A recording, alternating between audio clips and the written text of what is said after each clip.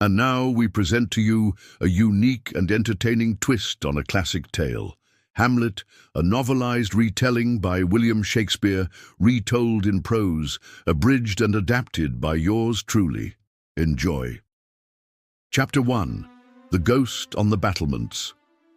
Night had settled over Elsinore Castle, and a sharp wind cut across the ramparts.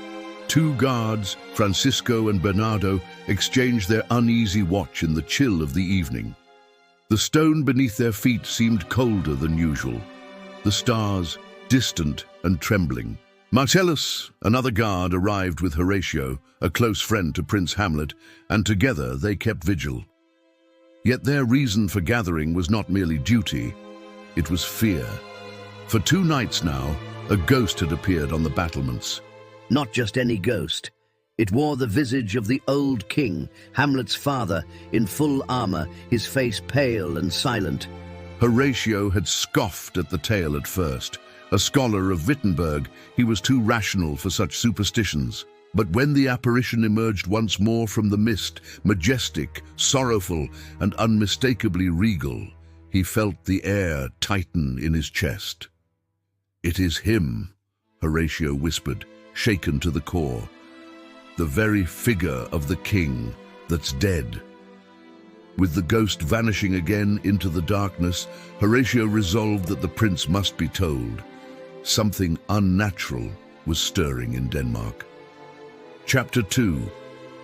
A morning sun in a celebrating court. Prince Hamlet stood alone in a corridor, cloaked in black, his mind a tangle of grief and disbelief. Around him, the court buzzed with merriment. His mother, Queen Gertrude, had remarried, astonishingly soon after the king's death.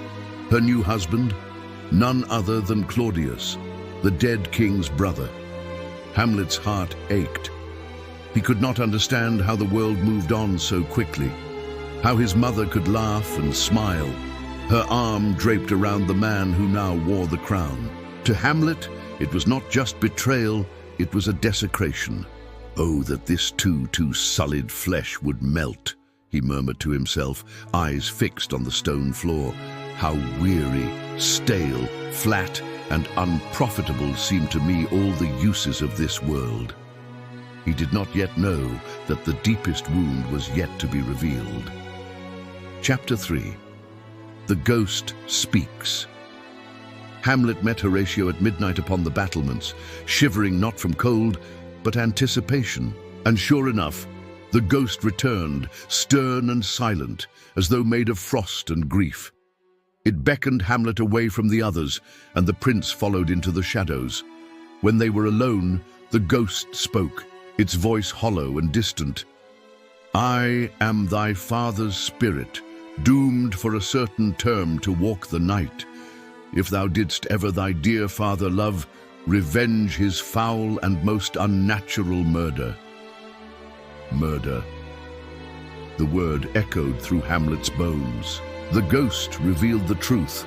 Claudius, the smiling, treacherous brother, had poured poison into the king's ear as he slept.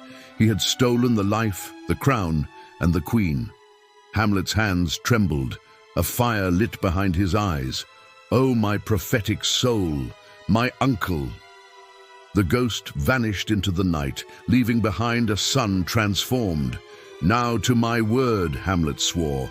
"It is adieu, adieu, remember me." Chapter 4. Madness in Elsinore. Hamlet returned to the court changed. He played the part of the madman, stammering, muttering riddles, lashing out with barbed words. Polonius, the court's verbose advisor, believed the prince had gone mad with love for his daughter, Ophelia. Claudius and Gertrude, growing uneasy, summoned Hamlet's old school friends, Rosencrantz and Guildenstern, to spy on him. But Hamlet saw through their false smiles and veiled inquiries. He trusted no one now, not even Ophelia, whose innocence was marred by her father's schemes. To uncover Claudius's guilt, Hamlet devised a plan. A troupe of traveling actors had arrived, and he requested they perform a scene mimicking the ghost's tale. A king murdered by poison, the crown usurped. If Claudius flinched, Hamlet would know the truth. "The play's the thing," Hamlet whispered, "wherein I'll catch the conscience of the king." Chapter 5. The Mousetrap. In the great hall, torches flickered and the actors performed. As the scene unfolded, the murder enacted with chilling accuracy, Claudius grew pale. At the moment the poison was poured, he stood, eyes wide, and fled the room.